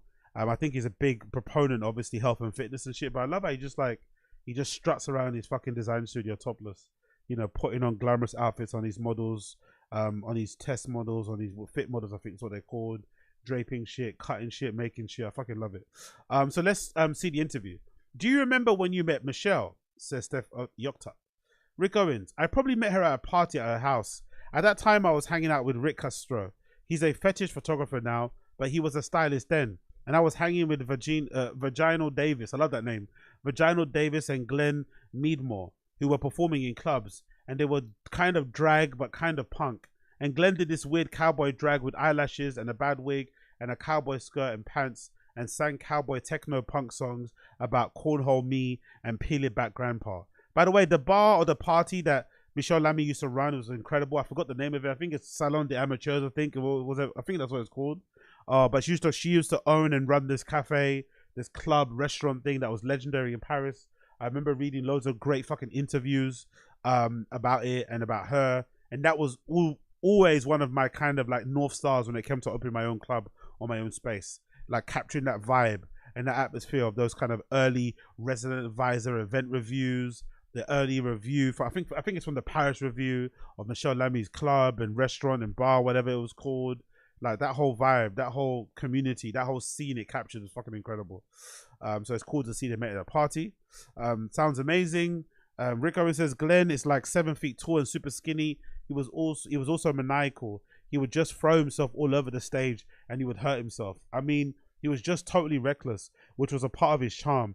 I remember this New Year's Eve, and I remember he squatted on a beer bottle and then gripped it with his ass, and he sang his song with a beer bottle up his ass. Bloody hell. Anyway, Glenn and Vaginal were part of Michelle's group too. I remember Glenn and Vaginal kind of standing on platforms or something on each side of the entrance to Michelle's house and going in, and that was where I met her. And I have a feeling, but I remember I was drunk at the same time, so my memory is a bit frozen. Was it love at first sight? It was attraction, he says.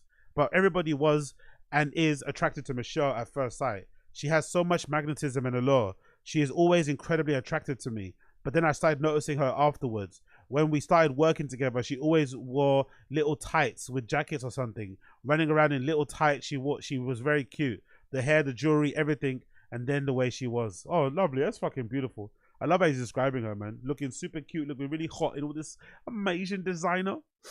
Was it around the same moment that you felt that you sort of became Rick Owens? You spoke a lot about a transformation from a small town sissy to a more realized version of yourself. He says, when I met Michelle, I was pretty fully formed because I had left trade school and was working in a garment industry and I had a job. And I had enough money to live and enjoy myself and go out and go to these nice restaurants and every once in a while. There was a minute early on where I started working that I was at my most flamboyant, where I felt, wow, I can do whatever I want and this is what I want to do. I got to LA in like 79, 80. I had 10 years to sow my oats. I kind of toned it down by the time I met Michelle. The 90s were with Michelle. Everything since then, Michelle. It's kind of wild how he doesn't get enough props in the US for being such a great, legendary American designer. He's mostly associated with Europe when he's basically American and got his career in fashion, started off in fashion by working over there, especially on the West Coast. But I don't feel like you hear that a lot from the American press. They don't really celebrate him that much. I feel like he gets more celebrated here in Europe and obviously in Asia and shit. Doesn't really get lauded as much as he probably should over there in America. I'm not sure what that is. Like, for instance, I think Marc Jacobs is revered way more than, you know, Rick Owens is, especially by the American fashion press. Not sure why that is. But regardless, let's scroll down. I love this picture of them together, by the way. It's fucking beautiful. Let's continue here. Oh, we don't do that. What are we doing? Let's close that. Let's scroll down. What is it like for this shoot to dress Michelle in these clothes? It's what we do. It's not unusual. It's a fun way of playing for us. Yeah. That's something that I think a lot of people are doing nowadays, by the way. Basically hooking up with people with great style just so they can create content and have fun dressing up. I think there's one guy that went viral on my side of fashion Twitter who was who first everybody thought was really cute because he buys his girlfriend like really rare archive pieces of fashion, and then they saw him dress her and they saw how he was like kind of admiring her physique and body checking her and grabbing her waist and shit, and a lot of women felt like he was kind of like you know, he was kind of treating her like an object, like a thing, and not actually treating her like a person.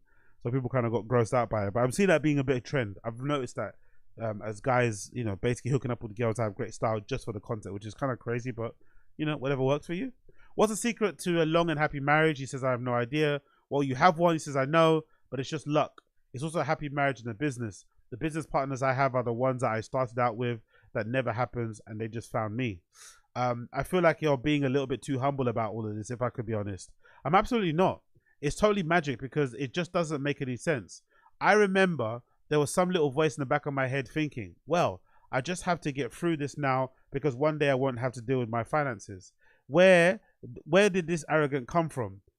Where did that entitlement come from?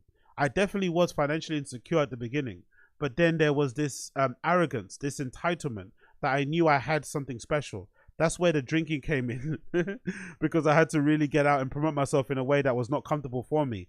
I was just like, I just got to survive, tread water and keep yourself out there until somebody finds you and that you can help.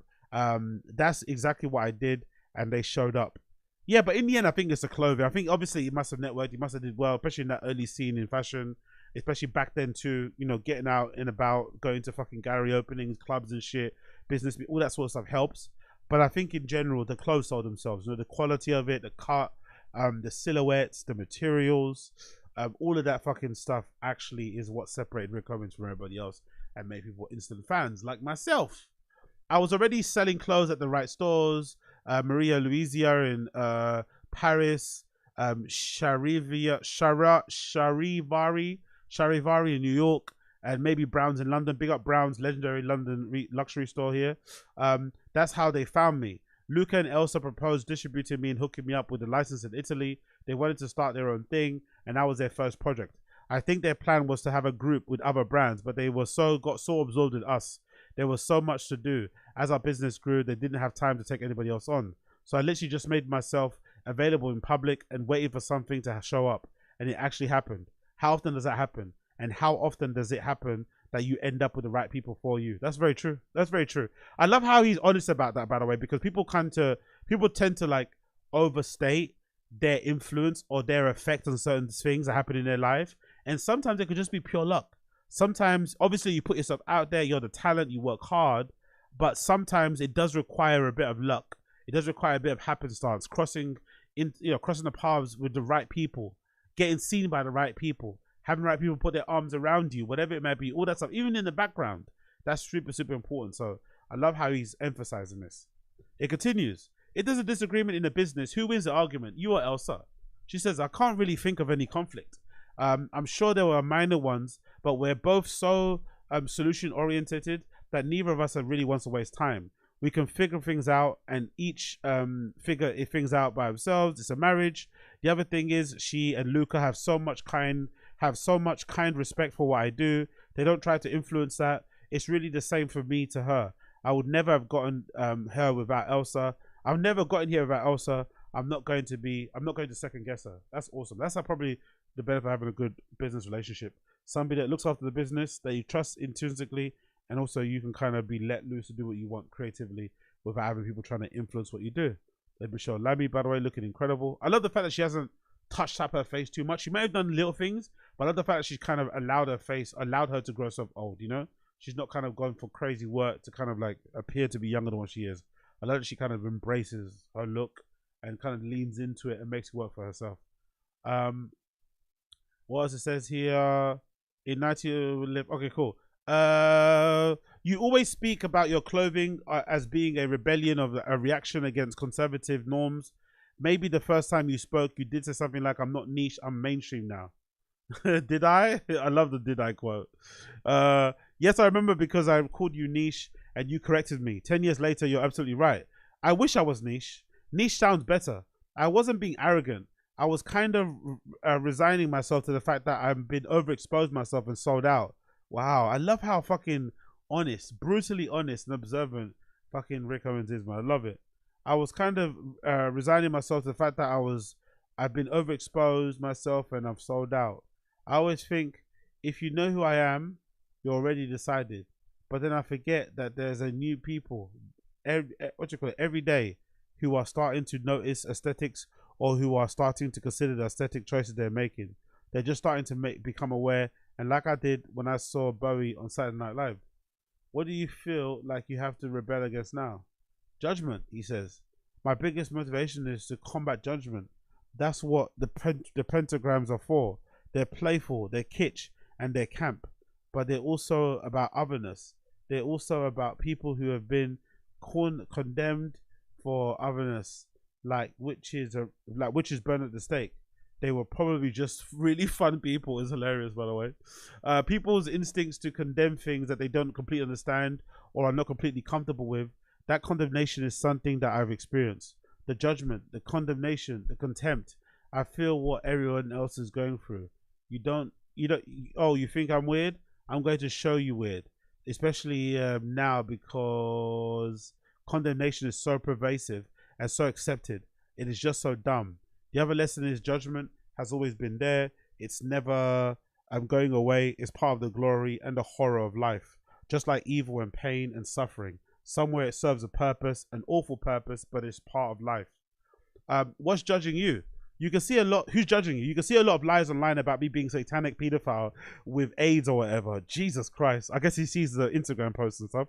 Damn. The stuff you see about Michelle is worse, 100%. She gets it so much on social, honestly. She gets it so much, man. She gets pelted with that satanic, demonic shit online. Especially from Black Twitter. They fucking hate it.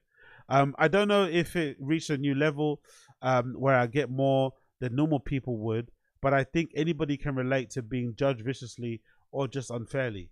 That's what I'm reacting against. You react to judgment in a judgment. You react to judgment in a very peaceful way. Will you watch the inauguration later today? He says, oh no. People like Trump react to judgment in selfishness and vitriol and evil. You react with your work, which is so welcoming and beautiful. Rick Owens replies, I just want to provide an alternative, a retreat. It's not a manifesto. There's always been a part of the world that's like me. So this is a part of the world that I'm here to celebrate and embrace. When I said I was mainstream, it's like my niche spilled over somehow. Remember when I did my book about Larry Lagaspy? This makes me think of him because he had a very specific flamboyant Manhattan kind of aesthetic. Is that Larry Lagaspy the same person that influenced the fucking Kiss Boots? I think that might be him in it. I think that's the same guy that influenced the Kiss Boots, if I'm not mistaken. Then somehow he applied to black soul culture with LaBelle, and that spark created something. Then somehow he got connected to Stadium Rock with Kiss, and that spark became part of American culture. So you just never know where things are going to leak out. I think somewhere what I did is similar to that a little bit. Yeah, I definitely fucking agree. I definitely fucking agree with Rick on that one. Let's continue one a little bit more. What's that like? A knife in your heart. Okay, cool. Let's go here. Let's preview this. The Larry collection for 2019 to me felt like a turning point for you. The clothes got more glamorous in a traditional sense of glamour. You could also see obvious through lines in your work platforms, black drapery, but there were also moments when you had a marked change. Probably the one that's most blatant that everybody has noticed is the period where the clothes started getting more abstract and more constructed. Glitter for 2017. That was very much about Michelle. That's when she started wearing Comme des Garçons. I endorsed it, of course, because nobody on the planet can wear Comme des Garçons better than her. I definitely agree with that one. Especially some of the runway pieces I've seen her wear, fucking brilliant. Especially some of the weird stuff with all the lumps and bumps everywhere. She fucking makes it incredible. Wasn't it like it wasn't like a violent conflict, but I did feel like you are part of this world. This is our survival, and you represent that. We've built this whole thing to support you and me, and then for you to endorse somebody else felt like betrayal. Wow, or disloyal. As a partner, you should be promoting what we're surviving on. Her answer was so good. You know what? I just feel more powerful in her clothes. Fair, because you know, Comme des Garçons is like a lot of female empowerment with the stuff that she wears. But I wonder if there's a through line of connection between the time Michelle Lamy started to wear more Comme des Garçons and when fucking Tyrone Dillon popped up. Because people speculate for a long time that Rick Owens and Tyrone Dillon are more than just work colleagues. And maybe Tyrone is like a side piece, you know? Maybe. I love him. One of my favorite people to follow on social media. I love stealing some of his fucking some of his workouts, some of his fucking looks and screenshotting it. You know, I'm a big fan of the guy. But people do say that they're involved in some respect. So I wonder if that's when Rick Owens started to look elsewhere for inspiration, you know? When Michelle Lamy started to wear more Comme des Garçons. Was that like a knife in your heart when Michelle Lamy started wearing Comme des Garçons? It definitely stung. But I also had to look at it from an objective eye. This is what life is about. Everything that happens, I'm going to use it. Nothing is off limits. Everything is personal. So I thought I'm going to do a blob like that. Comme des Garçons doesn't have a monopoly on blobs. Everything that we do as creators is a composition of everything that we've seen before. That's a quote taken from Rick. That's a quote taken from Rick Owens that directly relates to what Virgil used to say when he was alive. RIP to the GOAT. About everything. Everything is a copy. Take something, copy it by 3%, or copy and tweak it by 3%. Everyone's copying everybody. There is no original thought underneath the sun. So this is Rick Owens confessing that he was copying Comme des Garçons because his wife was wearing Comme des Garçons and he felt a bit jealous that she was wearing it, not his own brand. So he wanted to kind of show that he could do what Comme des Garçons also did and copied them and did it in his own way. Love it, love it, love it. Everything that we do as creators is a composition of everything that we've seen before. It could be a Comme des Garçons blob. It could be a Peter Pan collar from Givenchy dress from 1950s. We're all using that stuff. Com is using straps from Johnny Rotten's leather jackets. Obviously, there was some level of discomfort, like, how can I process all of this? This tiny sense of betrayal. Michelle was my best client. How do I follow along with her evolution and the way that she does, she feels about herself as she's physically changing? That was your only stylistic pivot? I can see that one best. A lot of people have told me that they see the minutes that Tyrone, Dylan, Sussman, designer, stylist showed up. That changed things too. It made people say things like Tyrone has ruined everything. Is that true? I think Tyrone has done pretty well. I think he looks really good in this stuff. Some people don't agree. Tyrone's ruined everything. But there are other people that think, and people in my team who think Tyrone's the best thing that has ever happened to us. That's me. I also think that. It got us a new perspective in the world, and those are the most blatant ones that I can think of. I'm sure I could point out more. There's a picture of Rick fixing a hat or something onto Michelle Lamy's face, or head, sorry. Looking incredible.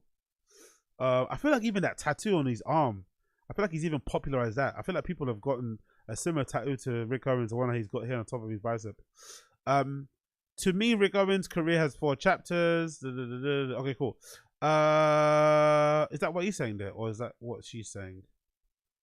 To me, Rick Owens has 4 chapters. The California early days, which little documentation exists, except for the biased leather jackets worn by Courtney Love and Corinne Day and Kate Moss. Wow, that's early, isn't it? Imagine having that jacket from the first collections. Then this ethereal, heavenly era, a transition from underground to above ground. Those fashion shows of his early Parisian fashion days and angels and nuns, wafting chiffon and revealing jerseys. Even if it's gothic, there is a sweetness to his first decades in Paris, an optimism of finding oneself in a place was always meant to be. As the world turned more brutal in the early 2010s, so did Owens' work, and in 2014, he hung a punk band upside down on the runway that began a 3rd chapter of showmanship. In 2014, Step Dancers showed a woman hung upside down from another collection in 2016. The Glitter collection is 2017, and the 2018 collection where the funeral pyre burned at the center of the runway. Then lastly, with the Larry collections in 2019, Owens began to flirt with glamour. He's doing mermaid hems, hot pink, gold, even more voluptuous platforms and sequins, and morphing them into a ravishing rebellion against the horrors of the 2020s. Do you have a favorite collection? I have a few. I like those glitter collections. There was a response to Michelle Lamy Comme des Garçons. I accepted the challenge and I responded with my solution. The Step Team show is so beautiful, but it's also slightly unnerving because I can see how there could be a raised eyebrow. I mean the tension, and that was wrong. Was it right? There was something about it that was challenging and interesting. I feel like it could have gone wrong, but it didn't. With every show, you can see how there's still a rage in me. I have to admit, now it's almost a moral duty, being a reaction to judgment and condemnation. Now I almost feel like an evangelical urge. If I do well, and if people want to buy my clothes and know about me, I can talk about it more and push my agenda, which is one of the best things I can do in my life. I have the power to lend my voice to the opposition force of Trump. It's a small voice, but it's something I can do. Okay, I love that. Controlled or purposeful opposition through the conduit of fashion. All right, that's interesting. What's your worst collection? Oh, I'm not going to tell you that because people who have clothes from that collection, but there was a few that Elsa and I always refer to. We just drop the name every once in a while. Hilarious. So there is one. That's a key word. There is. Actually, I would cringe 5 years ago when I look back at it. I look at it now and I'm going, oh, well, there are some cute ideas here. Will you tell me off the record? I don't want to manifest it. I love it. I fucking love it. Let's continue here. When he was a child, Owens would listen to his father reading fantasy books like Edgar Rice Burroughs. The covers illustrated by Frank Frazetta feature bulging male figures. Look how cool she looks, man. Look how cool Michelle Lamy looks. Like all this stuff people are still doing now and copying her with, you know. The dip fingers, which I know she copied elsewhere, but everything. The makeup, the eyeliner, The little markings on her forehead, the slick back hair. She's incredible. I heard that when you walk into the Temple of Love exhibition, the first thing you see is a statue of you peeing. Oh, not the first thing. That's the finale. I did it originally for Petty Imagine 20 years ago. It was pissing on a pile of mirrors in a little pile of dirt. It was referencing that picture that I'd done a long time ago of me pissing in my mouth in ID. So I used to piss a lot. I piss in one of my motives. I actually explain it on the studio audio guide in French. I love it. I heard you were learning French. How's it going? Oh, wow. Yeah, this is a fucking meme. He's always been learning French, man. This is incredible. He still can't speak French. He's had his Rick Owens studio in Paris for like 20 years, I feel like. He still has not learned a lick of French. It's fucking incredible. Especially in that city, because French people, as you guys will probably know, they are so fucking finicky about people that don't learn French. Like, they really get pissed off with you if you speak English to them. They really, some of them even can speak English and won't speak it because you're speaking English. They want you to make an effort to speak French. So the fact that he's gotten away with it is really good. And also goes to show that he lives in another world because he's a designer, obviously. He doesn't really have to interact with regular people that much with the French. I heard you trying to learn French. How's it going? He says it's terrible. I FaceTime with my instructor every morning at 11, like 6 days a week. Wow, he does it a lot. One of the texts in the studio is about piss in French. I'm going to read it to you in French. Okay, I'll try to understand. Always starts reading it in French. In 2002, I was spreading ID magazine of a self-portrait. I'm not reading that quite. Oh, look at this picture. Wow. Look at that. Look at that dress. Amazing. Michelle Lamy wears a dress from Rick Owens' Luxor 2023 collection. It continues here. In 2018, no, there's a lot of salmon in this exhibition. Part of that I realize is the kind of underline the fact that I'm not doing anything new. My gloomy pursuit of transcendence has been a part of symbolist culture of the Paris since Gustave Moreau's time.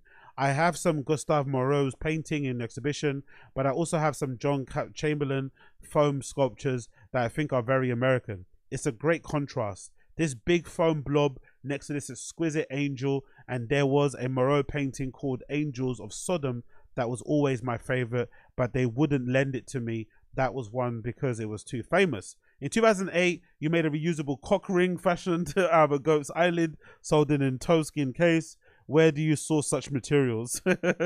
Okay, I didn't invent this. What do you mean? I found them in a sex shop. There's a sex shop in Rue de Saint-Denis that sells them, and they come in little cardboard envelopes, and they got a little slip of paper with instructions in bad English. I included the instructions exactly the way they came. It says that you have to moisten it, and then you have to place it over the acom of the penis. I guess that's the head.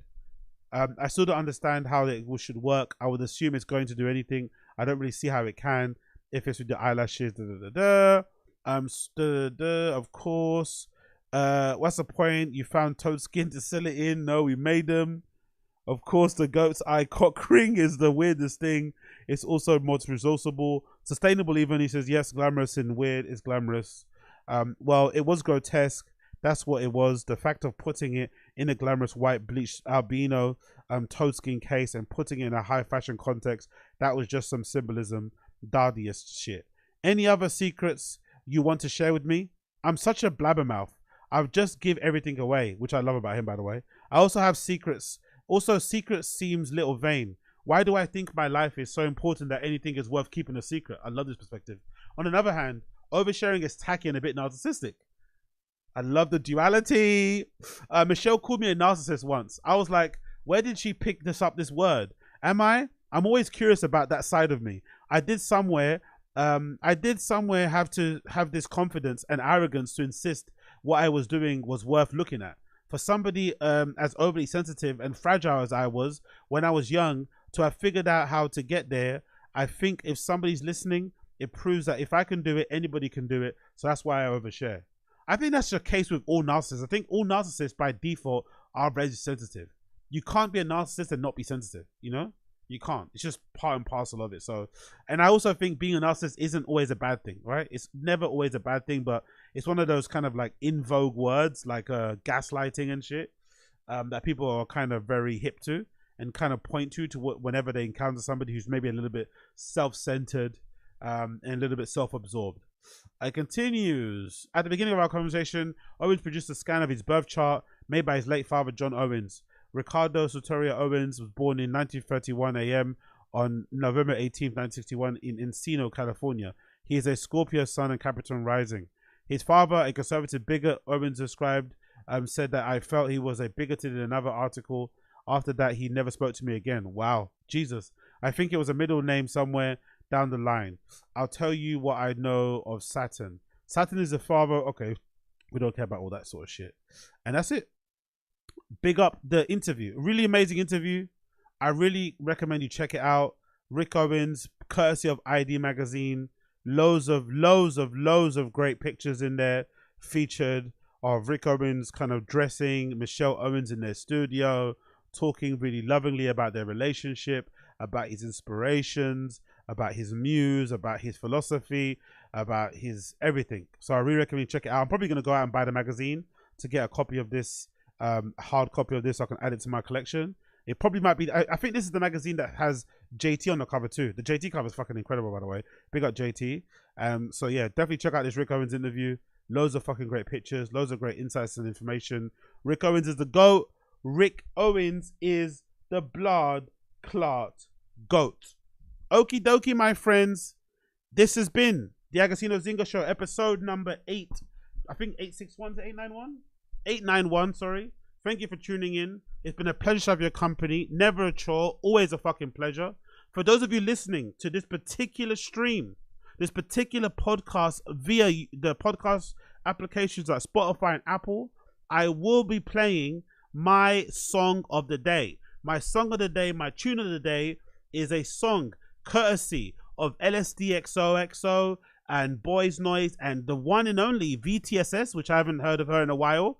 I don't know why I don't see her on my timeline too often, but she's out here doing her bits and bobs. And this is the song that I'm playing as my tune of the day, because I feel like this song is incredibly hard. A single featuring LSDXO, Boys Noize and VTSS. Weirdly enough, this tune features, I think, VTSS singing on the chorus. I feel like it also sounds very, very similar to, what's that song? It's like a synth pop disco-y song that came out a few years ago. Oh, that's it. Vanity 6, Nasty Girl. It kind of sounds like that, or it sounds like a Prince song.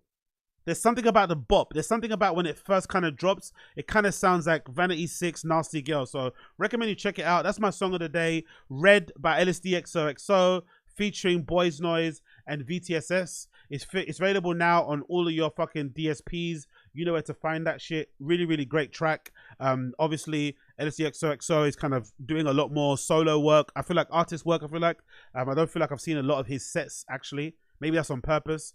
No, I don't feel like I've seen a lot of his recorded sets. He's still playing DJing, but I feel like he's definitely trying to give the solo artist thing a go way more. And I feel like he's definitely got a lot of range for it. I really like that album that came out last year, that I played a lot, actually, especially in the gym. That thing was, that tape, I think it was like 10 tracks or something long, was really fucking good. I forgot what track on it that I really loved on it. There was one track in particular I fucking was included in my playlist a lot, but I love the whole entire tape, so I really recommend you check it out. And of course, VTSS is somebody that I've been a big fan of ever since she kind of popped up on the scene. And again, I haven't really seen her on my timeline a lot, although she's been doing bits, but I guess she's trying to move into the artist lane as well, so it's fucking great to hear. And of course, Boys Noize, who maybe likely produced it, you know, he's always going to be great. But I recommend you check it out. Red, courtesy of LSDXOXO and Boys Noize and VTSS is playing right now. But for the rest of you watching, unfortunately, I won't play it because of copyright and all that malarkey. So I'll just love you and leave you. This stream will redirect you to the random show. So if you're here, stay. Random show is going to be starting in a few minutes, and then we're going to go over there. But for now, thank you for tuning into the Agostinho Zinga Show, episode number 891, and I'll see you guys again very soon. Peace. Take care. Bye.